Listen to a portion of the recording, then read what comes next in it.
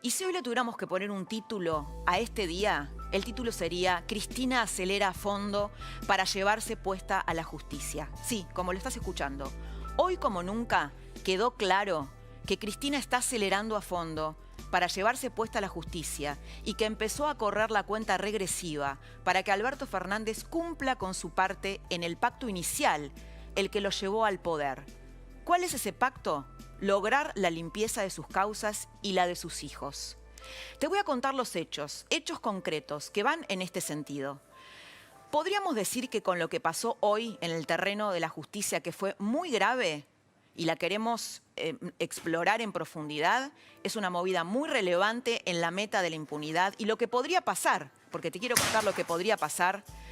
Alberto Fernández mostró o se mostró claramente ya no como presidente, sino como el abogado penalista estrella de Cristina, como lo que fue. Las interpretaciones son subjetivas, pero los hechos son soberanos. ¿Qué te quiero decir con esto? Que hablan por sí mismos. Vamos a mostrarte los hechos entonces. ¿Qué pasó hoy? Hoy, vamos despacito, la Oficina Anticorrupción, es decir, el gobierno, decidió retirarse de las principales causas que investigan a Cristina por corrupción. OTESUR y Los Sauces. Son casos que además preocupan mucho al kirchnerismo y a Cristina específicamente porque son expedientes en los que están procesados Máximo y Florencia Kirchner, sus hijos. El jefe de esta oficina, crucial en la lucha contra la corrupción, es Félix Kraus. ¿Quién es Félix Kraus? Un militante hiperkirchnerista, te lo voy a mostrar. ¿Lo vemos ahí?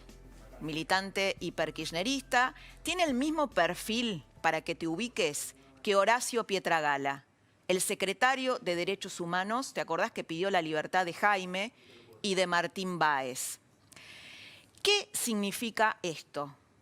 Indudablemente, esto es un golpe a esas causas, mucho más si, como se especula, la oposición y los funcionarios judiciales críticos, a otro organismo del Estado, la Unidad de Información Financiera, también desistiría de ser querellante, es decir, acusadora en esta causa. Es decir, se retirarían dos organismos. Quiero ir despacio con esto.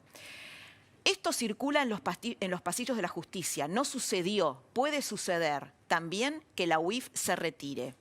En la UIF está Carlos Cruz. Tiene un apellido similar al señor Kraus. Es otro, Carlos Cruz. Es un abogado peronista, profesor universitario, muy amigo del presidente.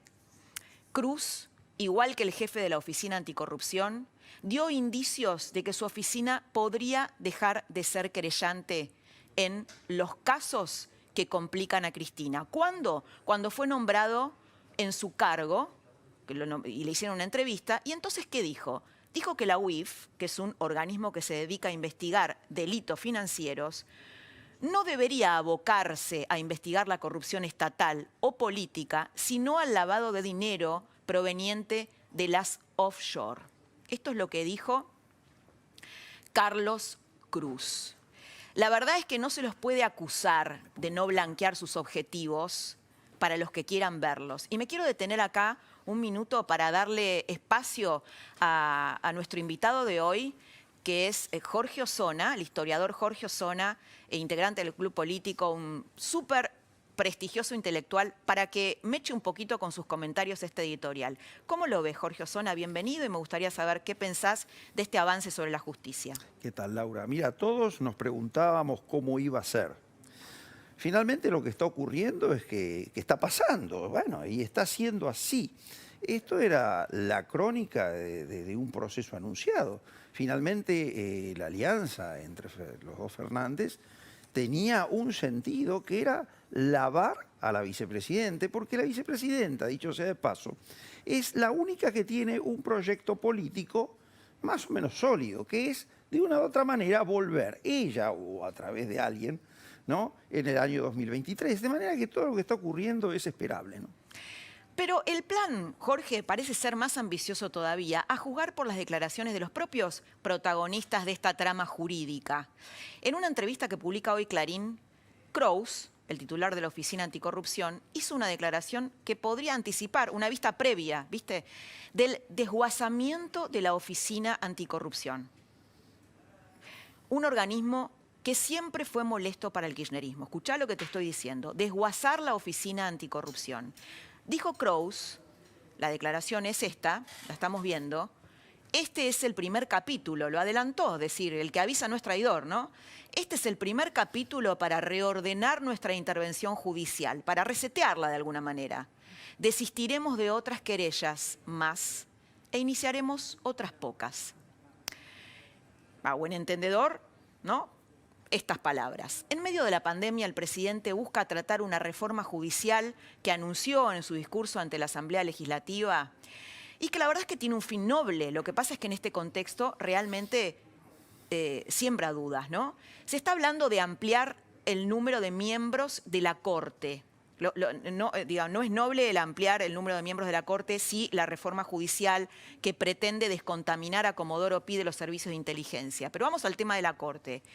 ¿Qué son las versiones que están circulando, no oficialmente confirmadas, en este proyecto de reforma judicial? Ampliar la Corte y llevar sus miembros de 5 a 7, a 9 o incluso a 15. Esto lo dijo el abogado debido, Maximiliano Rusconi. Tiró este último número. Te lo paso en limpio. La actual composición de la Corte impide dominarla. Esta es la verdad. Impide dominarla por completo. ¿Qué necesitan? Cortesanos afines. Por eso se habla de ampliar, poner a un Zaffaroni o incluso a un radical como Gil Lavedra. Escuchá, radical, Gil Lavedra se supone que es de la oposición, pero los funcionarios críticos y la oposición dicen que es muy afín al peronista Ricardo Lorenzetti. ¿Te acordás que fue presidente de la Corte durante la época de Cristina? Es decir, esto es todo una especie de entongue, ¿no?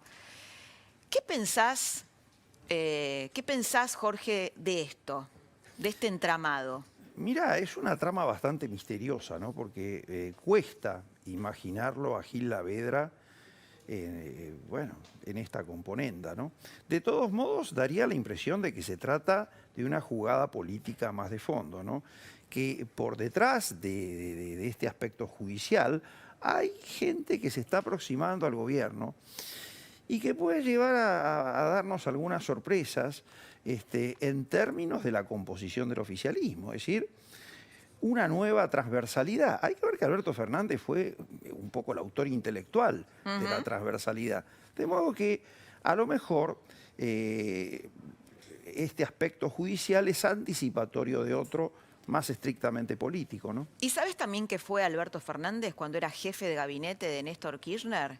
Alberto Fernández, que tanto criticó a la mayoría automática del menemismo, para los que son un poco más grandes, ¿se acuerdan?, apoyó en el primer gobierno de Néstor Kirchner la reducción de la Corte a 5 miembros y creó una Corte muy, muy prestigiosa durante ese primer gobierno, ¿no?, donde estaba Carmen Argibay, por ejemplo. ¿Sería una paradoja que termine impulsando ahora una nueva versión de Corte adicta? Hace un año, apenas un año, en la Argentina todo parece siglos, Alberto Fernández era señalado como el operador principal de Cristina Kirchner ante la Corte Suprema. ¿Sabés para qué? Para frenar el inicio del primer juicio por corrupción contra Cristina. Es el que está vinculado a la obra pública, es la llamada causa de vialidad. Esa maniobra finalmente fue abortada, en parte por el rechazo popular que causó. Hubo cacerolazos hace un año, exactamente. Bueno, los que no abandonaron el objetivo inicial fueron Alberto y Cristina, no olvidaron el objetivo final. ¿Qué es lo que quiere Cristina? Un fallo de la Corte que tire para muy adelante, al infinito, si se puede, el inicio del juicio oral que investiga los contratos de Lázaro Báez. Esto no sucedió y esto es lo que Cristina quiere corregir ahora con el proyecto de ampliar la Corte. Ahora te va quedando más claro, ¿te acordás? La trama pasada, en el programa pasado que te contamos que durante la reunión de 3 horas que tuvieron a solas Alberto y Cristina la semana pasada, Cristina presionó sobre Alberto Fernández para correr a la ministra de Justicia, Marcela Lozardo. ¿Por qué? Bueno, simplemente entorpece sus planes. El problema es que Lozardo es el alter ego de Alberto Fernández y ese objetivo sí que no le va a resultar sencillo sin degradar absolutamente a su presidente. Por eso cuando el presidente quiere mandar en medio de la pandemia una reforma judicial que es elogiosa, ¿no? Lo que él dice, el fin que dice, que es que él quiere desconectar, descontaminar Comodoro Pi, la justicia federal de los servicios de inteligencia. La verdad es que en este contexto no se puede menos que sospechar de esa intención, que es una buena intención y que incluso es compartida con el expresidente Macri. ¿Busca Alberto Fernández sanear Comodoro Pi, como dice? ¿O busca, en cambio, poner ahí jueces del palo para garantizar la definitiva cooptación de la justicia? Quiero para terminar, comentarte algo que tiene que ver con el ataque de Alberto Fernández a María Eugenia Vidal. Desde hace varios días el presidente se viene peleando con todo el mundo. Arrancó con Suecia, siguió con los que compran dólares, terminó con María Eugenia Vidal, que hoy reapareció en Lanús y que está volviendo al trabajo político en el territorio. ¿Por qué te digo que cometió un error inexplicable en un político hábil, porque es un político hábil, al atacar a Vidal, como lo hizo esta semana?